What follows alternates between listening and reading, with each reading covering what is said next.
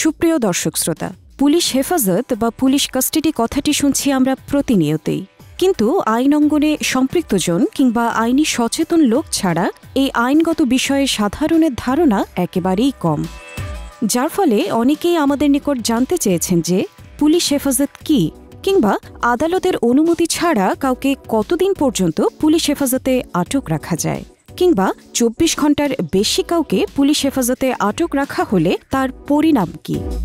জি দর্শক, এই জনগুরুত্বপূর্ণ প্রশ্নগুলোরই উত্তর দিব আমরা এই এপিসোডে, আর জানতে হলে সঙ্গে থাকুন আমাদের পুরোটা সময়।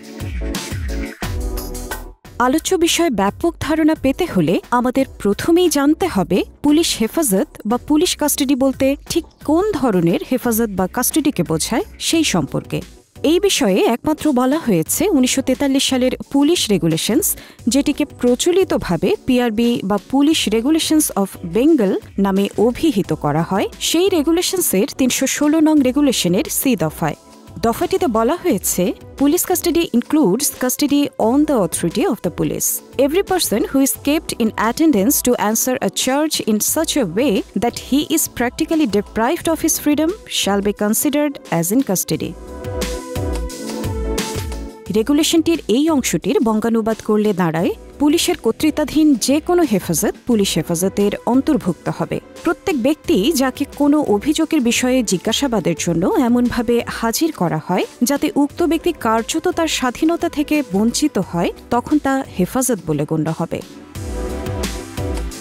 অর্থাৎ পুলিশ যখন কাউকে কোনো অভিযোগের বিষয়ে জিজ্ঞাসাবাদের জন্য থানায় কিংবা পুলিশের অন্য কোনো হেফাজতে ডেকে নিয়ে যায়, তারপর এমনভাবে ওই ব্যক্তিকে উক্ত হেফাজতে রাখা হয় কিংবা জিজ্ঞাসাবাদ করা হয় যাতে ওই ব্যক্তি তার পার্সোনাল লিবার্টি বা ব্যক্তি স্বাধীনতা থেকে বঞ্চিত হয়, তখন তা পুলিশ হেফাজত বা পুলিশ কাস্টাডি বলে গণ্য হবে।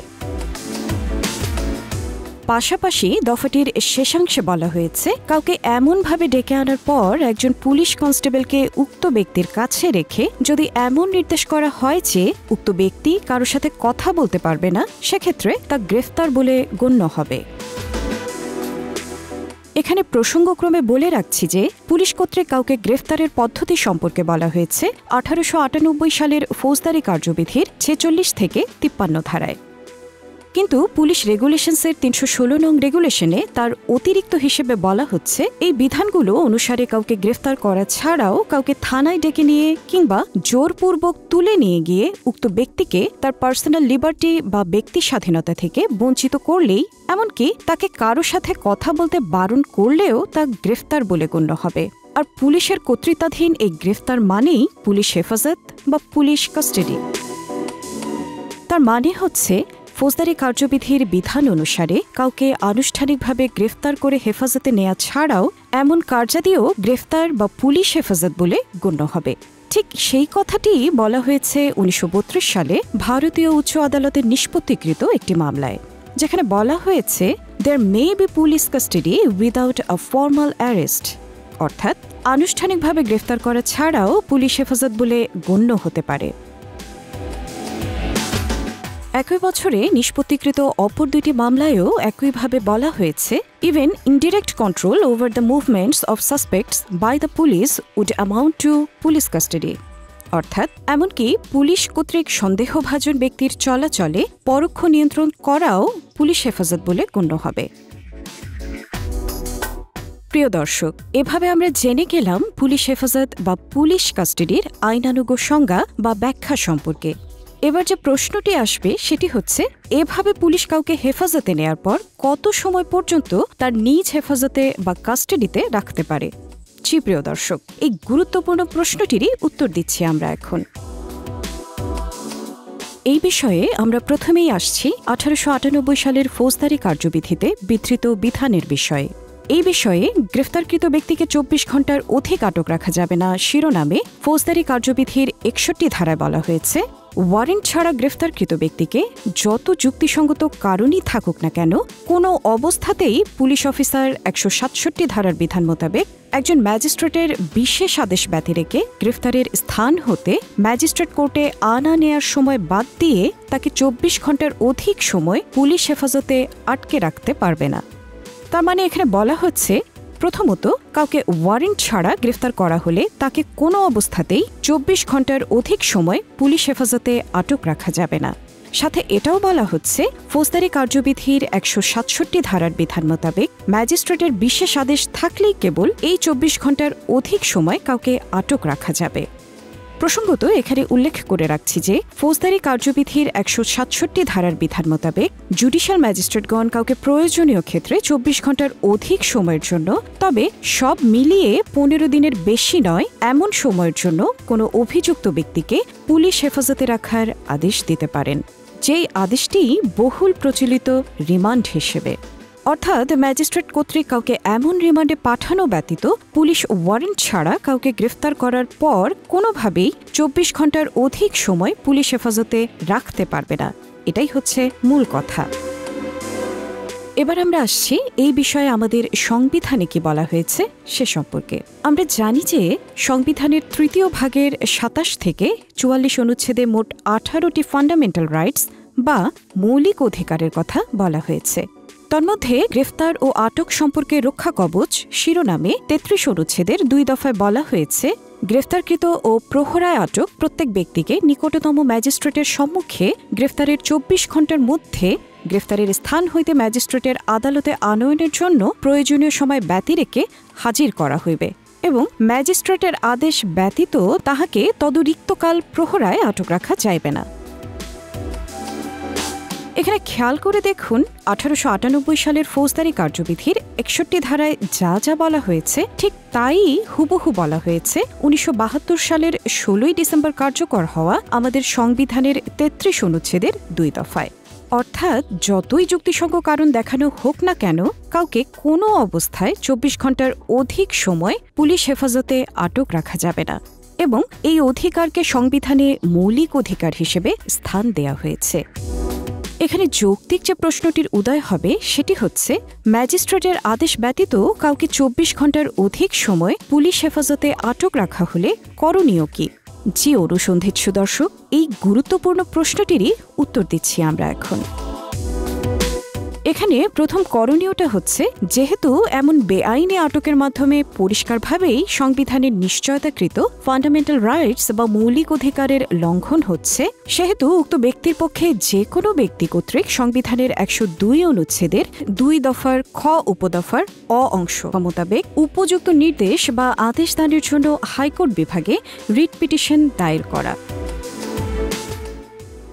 দেখুন, সংবিধানের ১০২ অনুচ্ছেদের ২ খ অ দফায় বলা হয়েছে, হাইকোর্ট বিভাগের নিকট যদি সন্তোষজনকভাবে প্রতীয়মান হয় যে আইনের দ্বারা অন্য কোনো সমফলপ্রদ বিধান করা হয় নাই, তাহা হইলে যে কোনো ব্যক্তির আবেদন ক্রমে আইনসঙ্গত কর্তৃত্ব ব্যতিরেকে বা বেআইনি উপায়ে কোনো ব্যক্তিকে প্রহরায় আটক রাখা হয় নাই বলিয়া যাহাতে উক্ত বিভাগের নিকট সন্তোষজনকভাবে প্রতীয়মান হইতে পারে, সেই জন্য প্রহরায় আটক উক্ত ব্যক্তিকে উক্ত বিভাগের সম্মুখে আনয়নের নির্দেশ প্রদান করিয়া আদেশ দান করিতে পারিবেন।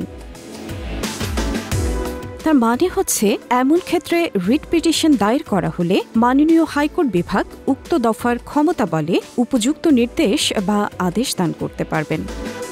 অর্থাৎ হাইকোর্ট বিভাগ বেআইনিভাবে আটককৃত ব্যক্তিকে মুক্তি দিয়ে দিতে পারবেন, পাশাপাশি দায়ী ব্যক্তি বা ব্যক্তিদের বিরুদ্ধে উপযুক্ত আইনানুগ ব্যবস্থা গ্রহণের নির্দেশ দিতে পারবেন। সংবিধানের ১০২ অনুচ্ছেদের ২ দফায় প্রদত্ত ক্ষমতা বলে যে ৫ প্রকারের রিট দায়ের করা যায়, তার মধ্যে এই প্রকারের রিটের নাম হচ্ছে writ of habeas corpus. Latin habeas এবং কর্পাস শব্দ দুটো থেকে হেবিয়াস কর্পাস কথাটি সংযোজিত হয়েছে ইংরেজি শব্দভাণ্ডারে, যার ইংরেজি অর্থ হচ্ছে to have the body before the court, আর বাংলায় যার অর্থ দাঁড়ায় সশরীরে আদালতে উপস্থাপন। অর্থাৎ আটকের ব্যাখ্যা সহ আটককৃত ব্যক্তিকে আদালতে উপস্থাপন করার আদেশ বা নির্দেশই হচ্ছে এই প্রকার রিটের মূল কথা।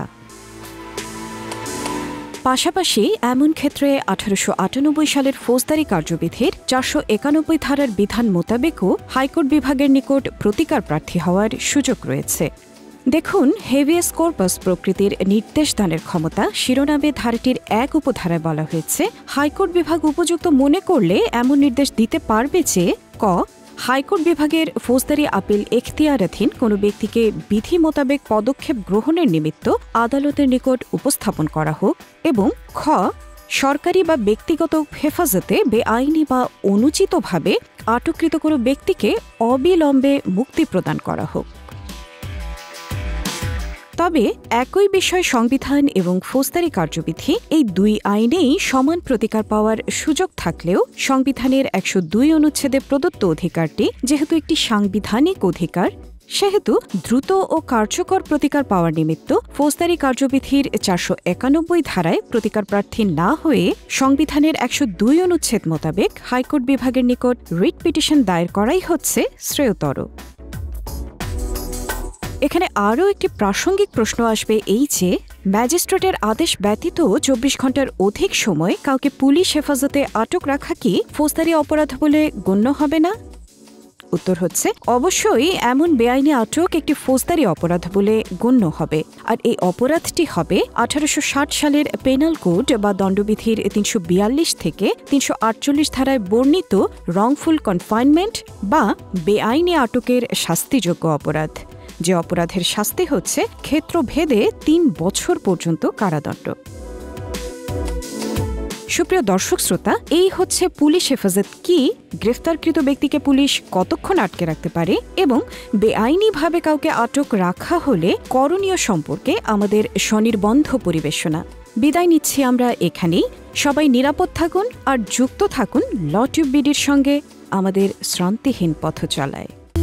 স্বাধীনতা মুখে মুখে পরাধীনতায় মরছি ধুকে, স্বাধীনতা মুখে মুখে পরাধীনতায় মরছি ধুকে। বাদী হইয়াও হইলাম বিবাদী, আমি বাদী হইয়াও হইলাম বিবাদী। মানি না এমন জগতে আমি, মানি না এমন জগৎ। যাহা বলিব সত্য বলবো, সত্য বলবো করিলাম শপথ। এ যাহা বলিব সত্য বলবো, সত্য বলবো করিলাম শপথ।